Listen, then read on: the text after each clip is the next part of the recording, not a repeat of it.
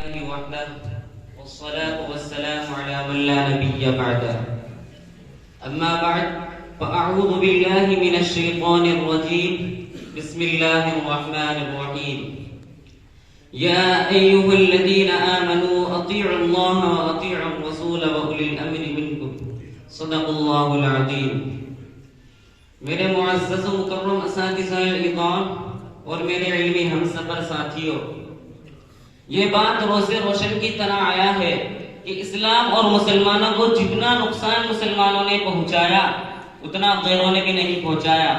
دور اول میں شیعہ، جبریہ، قدریہ، مشبہہ، معطلہ، جہامیہ، کرامیہ، روافض اور خوارج وغیرہ نے یہ کردار ادا کیا، تو آج کے دور میں غیر مقلدین حضرات اسی کردار کو ادا کرتے ہوئے نظر آ رہے ہیں۔ غیر مقلدین کا مطلب ہے آزاد خیال، لبرل سوچ کا حامل، جو من میں آئے وہ کرے۔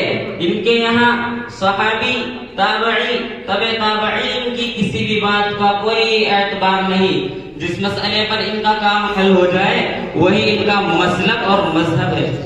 استغفر اللہ، استغفر اللہ۔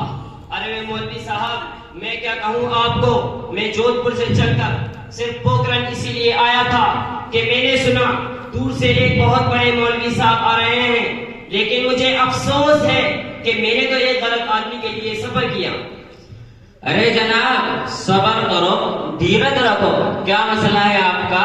پہلے سلام تو کر لو۔ السلام علیکم ورحمۃ اللہ وبرکاتہ۔ وعلیکم السلام ورحمۃ اللہ وبرکاتہ۔ مولوی صاحب، میں کیا کہوں آپ کو، میں جودھ پور سے چل کر صرف پوکرن اسی لیے آیا تھا کہ میں نے سنا دور سے ایک بہت بڑے مولوی صاحب آ رہے ہیں، لیکن مجھے افسوس ہے کہ میں نے تو ایک غلط آدمی کے لیے سفر کیا۔ اچھا جناب، اب پہلیاں نہ بجھاؤ، اپنا اعتراض بتاؤ گے یا نہیں؟ آپ فرما رہے تھے کہ غیر مقلدین کا مطلب آزاد خیال وغیرہ وغیرہ۔ میں آپ سے کہتا ہوں کہ میں نے اسلامیات میں MA اور عربی میں PhD کر رکھی ہے۔ میں ایک غیر مقلد ہوں، اہل حدیث ہوں، اور مجھے اس پر فخر ہے۔ آپ ہم کو کس بنیاد پر گمراہ مانتے ہو؟ آپ کی یہ 7-8 میٹر کی ڈگریاں سن کر دیکھیے بیچارے سادہ لوگ چکر کھانے لگے۔ خیر، میں آپ کو بتاتا ہوں کہ ہم آپ کو گمراہ کیوں مانتے ہیں۔ پہلے آپ یہ بتائیے کہ آپ کے نزدیک شرعی اصول کتنے ہیں؟ ارے میاں، یہ تو ہمارا ننھا منھا 5 سال کا بچہ ہی جانتا ہے، اور ہماری ہر مسجد میں یہ اشتہار لگا ہوا ہے۔ ہمارے نزدیک 2 ہی اصول، فرمان خدا، فرمان رسول۔ قرآن شریف کو تو ہر مسلمان جانتا ہے، ذرا بتاؤ حدیث کسے کہتے ہیں؟ واہ جی واہ، جسے دنیا تو بڑا مولوی صاحب گردانے اور اسے حدیث کا ہی علم نہیں۔ حدیث نبی اکرم صلی اللہ علیہ وسلم کے قول و فعل اور تقریر، یعنی جو بات یا کام آپ کے سامنے ہوا ہو اور آپ صلی اللہ علیہ وسلم نے اس کا انکار نہ فرمایا ہو، اسے حدیث کہتے ہیں۔ ماشاءاللہ ماشاءاللہ۔ آپ نے حدیث کی جو تعریف کی یہ کسی آیت کا ترجمہ ہوگا، چونکہ آپ نے تو شریعت میں PhD MA وغیرہ وغیرہ پتہ نہیں کیا کر رکھا ہے۔ نہیں جناب، یہ کسی آیت کا ترجمہ نہیں ہے۔ اچھا، تو پھر کسی حدیث کا ترجمہ ہوگا؟ نہیں، حدیث کا ترجمہ بھی نہیں ہے۔ تو پھر آپ نے یہ تعریف کہاں سے لی؟ یہ تو قرآن و حدیث کے جاننے والے کسی امتی کی بیان کرتا ہے۔ یہ لو صاحب، اتنی دیر سے پارا گرم کر کے آپ ببولا ہو رہے تھے کہ ہمارے نزدیک 2 ہی اصول، فرمان خدا، فرمان رسول، اور اب قرآن و حدیث کو پس پشت ڈال کر خود ہی مقلد بن گئے۔ نہیں، بات ایسی نہیں ہے جناب۔ ارے تو پھر کیسی بات ہے؟ اور ہم آپ کو اسی وجہ سے گمراہ مانتے ہیں، اور آپ بہت ہی جلد محسوس کر لو گے انشاءاللہ۔ اور اب آپ یہ بتائیے کہ آپ حضرات کے نزدیک قرآن پاک کی تمام آیات کی طرح تمام احادیث متواتر اور صحیح ہیں یا نہیں؟ نہیں، سب تو صحیح نہیں ہے، بہت سی احادیث ضعیف اور من گھڑت بھی ہے۔ اچھا، اب آپ کوئی ایک ایسی حدیث پیش کر کے دکھا دے جس کو اللہ رب العزت نے یا آپ صلی اللہ علیہ وسلم نے صحیح یا ضعیف یا من گھڑت بتایا ہو۔ نہیں، رسول اللہ صلی اللہ علیہ وسلم نے تو کسی حدیث کو صحیح یا ضعیف یا منگڑت نہیں بتایا. ہم اپنی رائے یا محدثین حضرات کی رائے سے احادیث کو صحیح یا ضعیف یا منگڑت مانتے ہیں. اچھا، اب تو مجتہد بھی بن گئے اور مقلد تو پہلے بن ہی گئے تھے، اور اب پتہ نہیں تھوڑی دیر میں کیا کیا بننے والے ہیں. خدا نہ کرے کہ اللہ اور رسول نہ بن جائیں گے.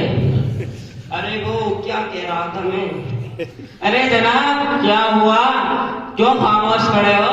کہاں ہے پی ایچ ڈی ایم اے کی ڈگریاں؟ اتنے اچک رہے تھے نا. ارے جواب دو نا. اصل میں بات یہ ہے کہ سفر کی تھکان ہے، اس لیے دماغ کچھ بھی کام نہیں کر رہا ہے. باقی میرے پاس آپ کے ہر اعتراض کا جواب ہے. بس رہنے دو، حدی کرتے ہو. مودی صاحب سے بھی دور والے پھینک رہے ہو. یہ عوام جو بیٹھی ہے نا سب عقل مند ہے، آپ کی ہر بات سمجھ رہی ہے، ٹینشن مت لو. اچھا میاں، آپ کے منہ سے یہ بات اچھی نہیں لگتی، کیونکہ اس دنیا میں آپ حنفیوں سے اور خاص کر دیوبندی حنفیوں سے بڑا گمراہ تو کوئی ہو ہی نہیں سکتا. اس لیے کہ جب قرآن و حدیث موجود ہے، اس کے باوجود آپ اماموں کی باتوں کو مانتے ہو. او جناب اس طرح کی کس بیانی مت کیجیے. ہم احناف علماء دیوبند کے یہاں ائمہ اربعہ کی حیثیت محض شریعت کی توضیح اور تشریح کرنے والوں کی ہے بس، اور اس سے بڑھ کر کچھ نہیں. اچھا میاں، آپ ائمہ اربعہ کی تقلید کہاں کہاں کرتے ہو اور کہاں کہاں نہیں کرتے؟ ہم صرف غیر منصوص، متعارف، غیر اجماعی اور محتمل معنی والے مسائل میں تقلید کرتے ہیں. یعنی جو مسائل قرآن و حدیث میں موجود نہیں ہیں، یا وہ مسائل جو قرآن و حدیث میں تو موجود ہیں لیکن آپس میں متعارض ہیں، اور اسی طرح محتمل معنی والے مسائل میں تقلید جائز قرار دیتے ہیں. اور جو مسائل منصوص، غیر متعارض اور محکم معنی والے ہیں ان میں مجتہد کے لیے اجتہاد اور مقلد کے لیے تقلید حرام سمجھتے ہیں. اچھا پھر یہ بتاؤ، آپ 4 اماموں کو کیوں مانتے ہو؟ 10، 15، 20 کو کیوں نہیں مانتے؟ عجیب بات ہے. پھر آپ سرائے ستہ 6 کیوں مانتے ہو؟ 10، 20، 30 کیوں نہیں مانتے ہو؟ اور صحیح ہے بخاری اور مسلم ہی کو کیوں مانتے ہو؟ دیگر کتابوں کو کیوں نہیں مانتے؟ عجیب آدمی ہے. خیر میں علماء دیوبند کا سپاہی ہوں. ہم دلائل کی دنیا کے باتاج بادشاہ ہیں، اس لیے غور سے سنو کہ اس کی 2 وجہیں. پہلی وجہ تو یہ ہے کہ سن 400 ہجری میں امت مسلمہ نے اتفاق کر لیا کہ ائمہ اربعہ کی تقلید کریں گے اور ان کا علاوہ کسی کی تقلید نہیں کریں گے.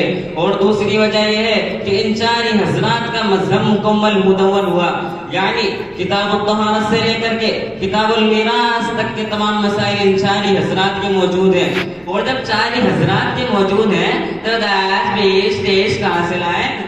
اچھا پھر ذرا یہ بتاؤ، ائمہ اربعہ سے پہلے لوگ کن کی تقلید کرتے تھے؟ تقلید کا مسئلہ آپ صلی اللہ علیہ وسلم کے زمانے سے چلا آ رہا ہے. آپ کے زمانے میں جب کوئی مسئلہ پیش آ جاتا تو لوگ آپ کی طرف رجوع کرتے، آپ کے صحابہ کی طرف رجوع کرتے. بعد میں ہر شہر اور ہر علاقے میں ایک قاضی اور مفتی طے کر دیا گیا، پھر لوگ ان کی طرف رجوع کرتے اور مسائل معلوم کرتے تھے. جزاک اللہ احسن الجزاء. آپ نے میری پیاس بجھائی اور میرے تمام اعتراضات کا جواب دیا. اب میں مسئلے اہل حدیث سے توبہ کرتا ہوں اور احناف علماء دیوبند میں شامل ہوتا ہوں. اچھا اب میں اجازت چاہتا ہوں. السلام علیکم ورحمۃ اللہ وبرکاتہ. ارے جناب اب تو مسئلے کے ایم پی میں داخل ہو چکے ہو نا، دونوں ہاتھوں سے مسابقہ کرو. السلام علیکم ورحمۃ اللہ وبرکاتہ. وعلیکم السلام ورحمۃ اللہ وبرکاتہ.